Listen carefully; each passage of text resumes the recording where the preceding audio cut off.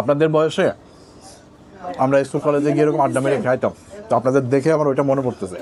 আজকে আপনাদের সবার ট্রিট আমার পক্ষ থেকে। ভালো থাকেন, কোনো সমস্যা নেই। Thank you so much.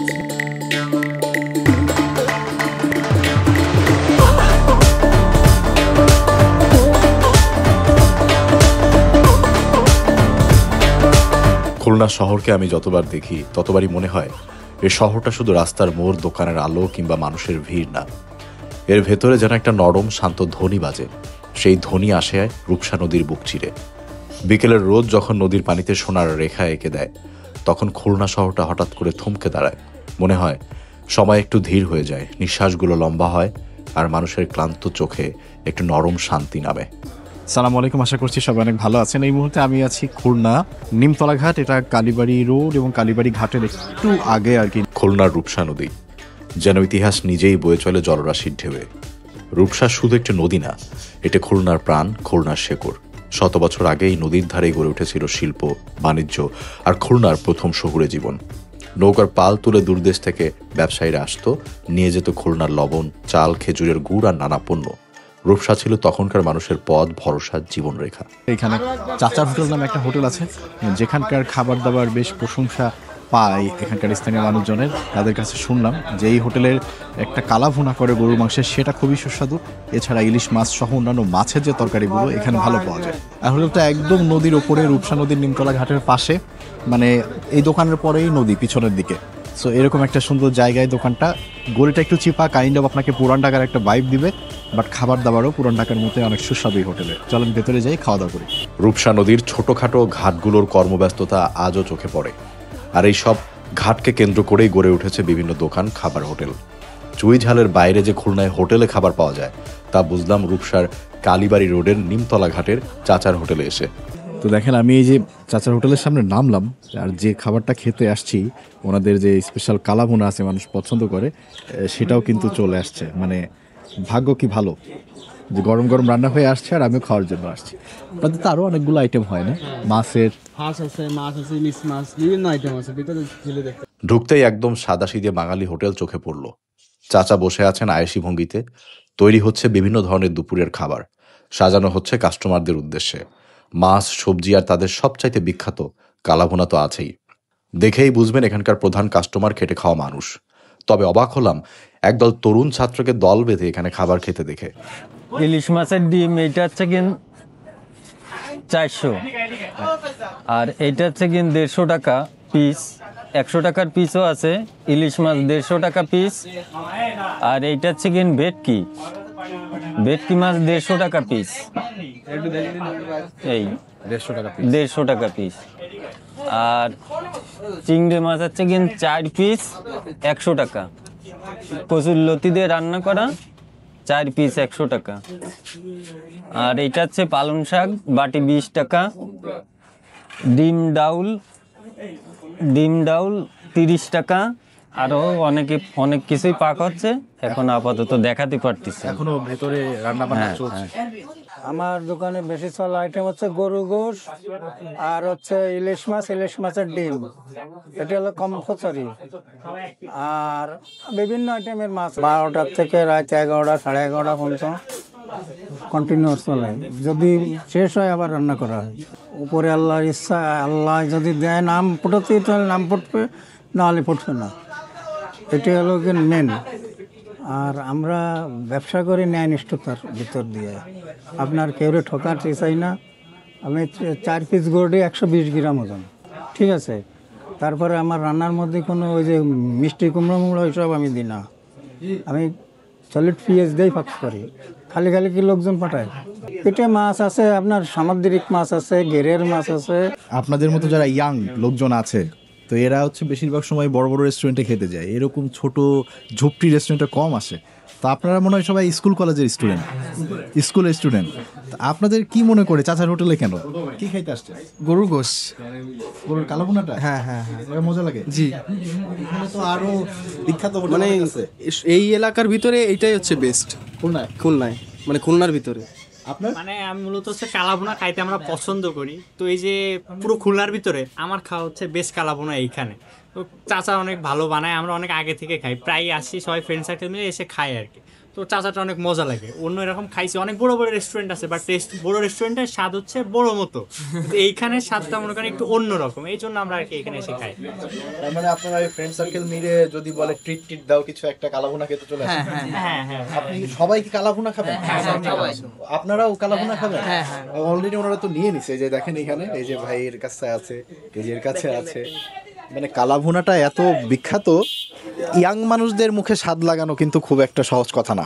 তো ওনাদের ভাত দেওয়ার সিস্টেমটা দেখায়, এই যে ভাতের উপরে ওনারা এরকম একটু কুচি টমেটো এবং শসার সালাদ আর হচ্ছে লেবু, এটা সবই ভাত রাখছে। তো অর্ডার দিয়ে দিয়েছি, ওনাদের এখানে বেশ অনেক আইটেম অলরেডি রান্না হয়ে গেছে। আমি আসছি এখন, বাজে হচ্ছে 12:20-22।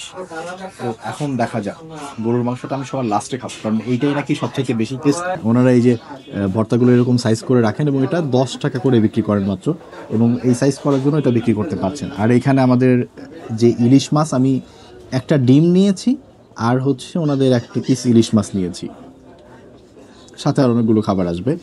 তবে গরুর মাংসটা আমি সবার শেষে খাবো, কারণ আমি ওইটা টেস্ট বেশি সবাই বলেছে, তো ওইটা খেলে আমার বাকি আইটেমগুলো মজা লাগবে না। তো এই জন্য আগে খাবার আসুক, এইগুলো দিয়ে খাবো, দেন পরে গরুর মাংস খাবো।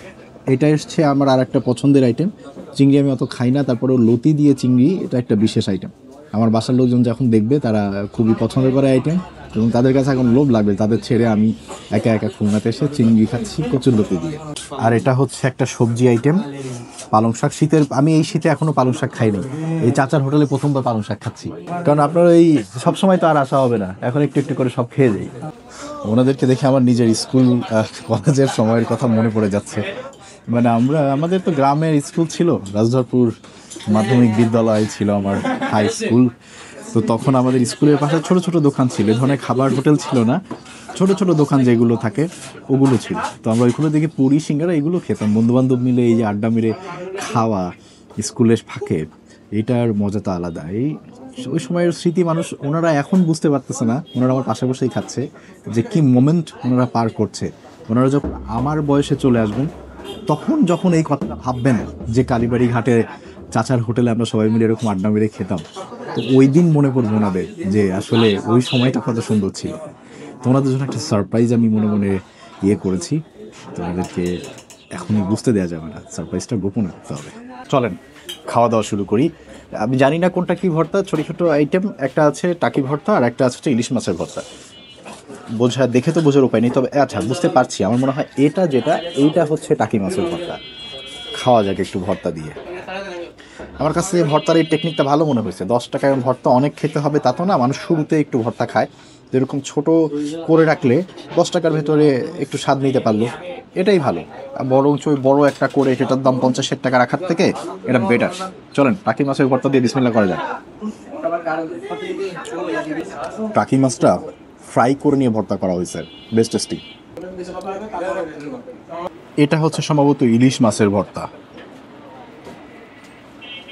আর এই যে এসছে আমার কালাভুনা। এই কালাভুনার বাটি হচ্ছে 170 টাকা করে, এবং বেশ কয়েক পিস থাকে, ছোট ছোট পিস বাট বেশ কয়েক পিস থাকে। তো 170 টাকার কালাভুনা খাবো, তার আগে আমি ইলিশ মাছের ভর্তাটা একটু খেয়ে দেখি।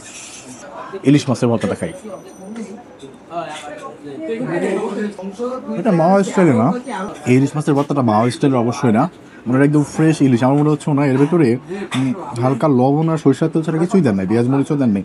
এটা টোটালি ডিফারেন্ট কাইন্ড অফ ভর্তা। আমরা সচরাচর তো মরিচ ধনে পাতা ওইগুলো দিয়ে খাই, এখানে ওইসবের কোনো বাহুল্য নাই, পিওর মাছ। কালকে থেকে এত পরিমাণ চুই ঝাল গরুর মাংস, চুই ঝাল খাসি মাংস খাচ্ছি, এই পালং শাকটা দেখে আর লোভ সামলাতে পারি না, যে পালং শাকটা একটু খাই। শীতের প্রথম পালং শাক, বাসায় এখনও কেনা হয় নাই, সবজির দাম দেখলে ভয় লাগে। আমি ওই দিন বাজারে গিয়ে সিমের কেজি শুনলাম 160 টাকা, 180 টাকা কেজি। 100 টাকার নিচে কোনো সবজি কেজিই নেই, স্পেশালি উত্তরাতে। দেখা যাক। পালং শাকের লবণ আমার জন্য বেশি, কিন্তু আমার এত ভালো লাগলো, মানে ভারী খাবার খাইতে খাইতে এই যে একটু শাক পেলাম না, এটা যে আমার কত ভালো লাগছে আমি বুঝাইতে পারবো না। পালং শাক আমার এমনিতে অনেক পছন্দ, বাট এই অনেকদিন পরে আর তারপরে এত ভারী খাবারের পরে খাচ্ছি তো খুবই টেস্টি মনে হচ্ছে। এরপরে আমরা নিব হচ্ছে এই যে চিংড়ি দিয়ে ওনাদের কচুর লতি, একটু কচুর লতি নেই। আর চিংড়ি হচ্ছে এরকম এইরকম পিস থাকে 4 পিস, এবং এটার দাম কিন্তু 100 টাকা মাত্র। আমি একটু কচুর লতি খুঁজছি, আছে ভুনা ভুনা করা কচুর লতি দিয়ে, দেখেন ভুনা টাইপের রান। চলেন খাওয়া যাক কচুর লতি দিয়ে চিংড়ি মাছ ভুনা।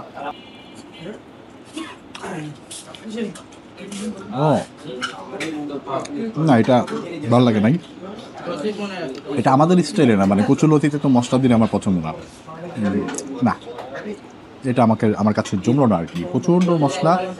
কচুর লতি যে একটা স্বাদ, ওইটা আর কি এর ভিতরে নাই বলা চলে, মশলার ধকে ওইটা নষ্ট হয়ে গেছে। অবশ্য আই থিঙ্ক এখানকার হয়তো মানুষজন এভাবে খেতে পছন্দ করে, বাট আমার স্বাদের সাথে কচুর লতি দিয়ে এইভাবে চিংড়িতে যাচ্ছে না।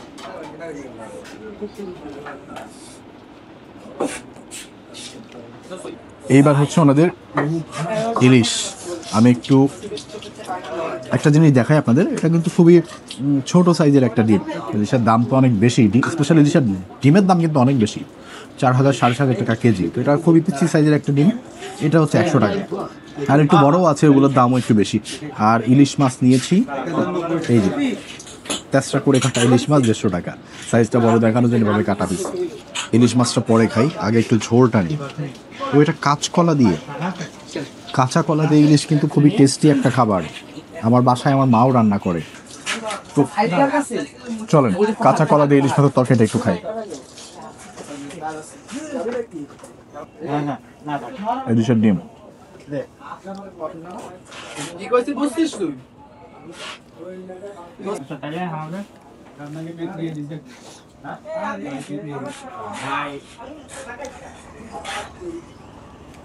আপনাদের বয়সে আমরা স্কুল কলেজে গিয়ে এরকম আড্ডা মেরে খাইতাম, তো আপনাদের দেখে আমার ওইটা মনে পড়তেছে। আজকে আপনাদের সবার ট্রিট আমার পক্ষ থেকে।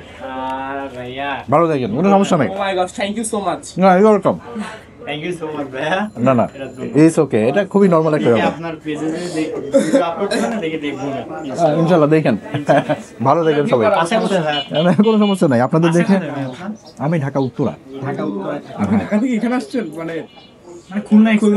খুলনা আর কি কয়েকদিন থাকলাম, থেকে একটু ভিডিও করলাম।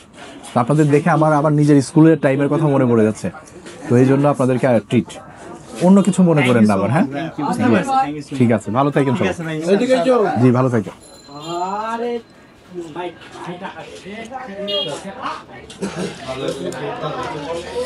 ইলিশ মাছের তরকারিটা, এটার স্বাদটা এত সিম্পলভাবে রান্না করছে, এই জন্য আমার কাছে বেশি ভালো লাগছে। মানে যে কাঁচকলা যেভাবে মা রান্না করে, এটা ওরকম কম মশলা, কাঁচা কলার স্বাদটা আছে, ইলিশের ডিমের স্বাদটা আছে, ইলিশের মাছের স্বাদটা আছে, পারফেক্ট। চিংড়িটাও যদি এরকম রান্না হইতো মজা লাগতো, বাট ইলিশটা খুবই ভালো লাগছে। ইলিশটা একটু খাওয়া যাক না,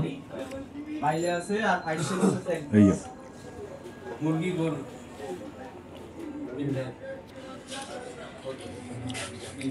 ইলিশটার স্বাদটাও ভালো, মানে ইলিশের যে গন্ধ ঘ্রাণ আমরা খুঁজি ওরকম।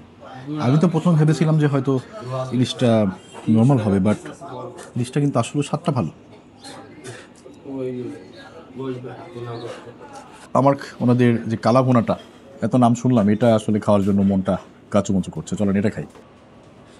এইখানে ওনাদের 170 টাকার এটা বাটি, এখানে থাকবে আপনার হয়তো 4-5 পিস থাকে না, 4 পিস থাকে। তো সাইজ তো একেবারে ছোট না, মানে এই যে সাইজ একদম ছোট না, আবার অনেক বড় তাও না, এই যে মিডিয়াম সাইজের 4 পিস থাকে, ভালো সাইজ।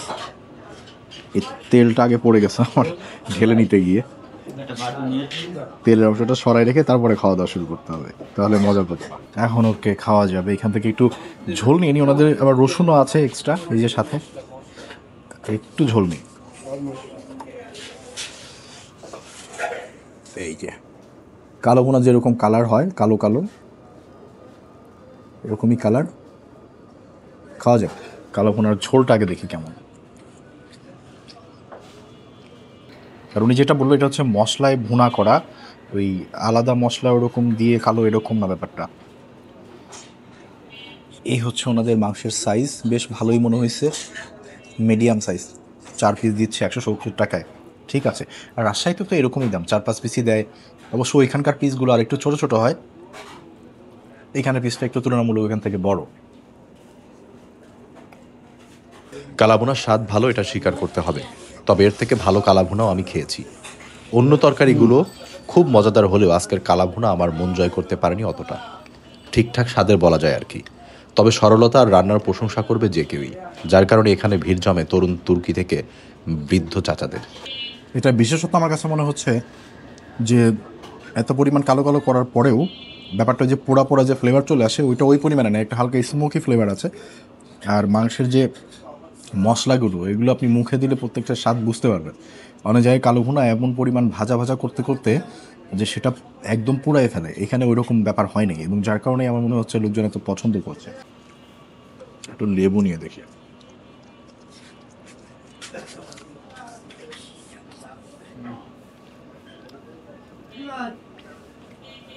খুবই সিম্পল রান্না, বাট আপনার খেতে ভালো লাগবে।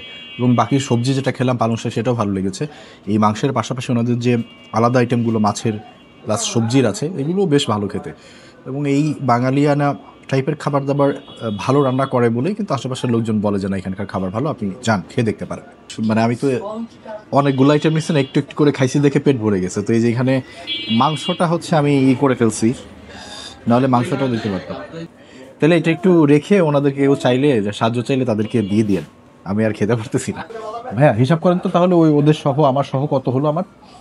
আপনার হচ্ছে 640 টাকা। জি, ওদের কত হইছে? 1090।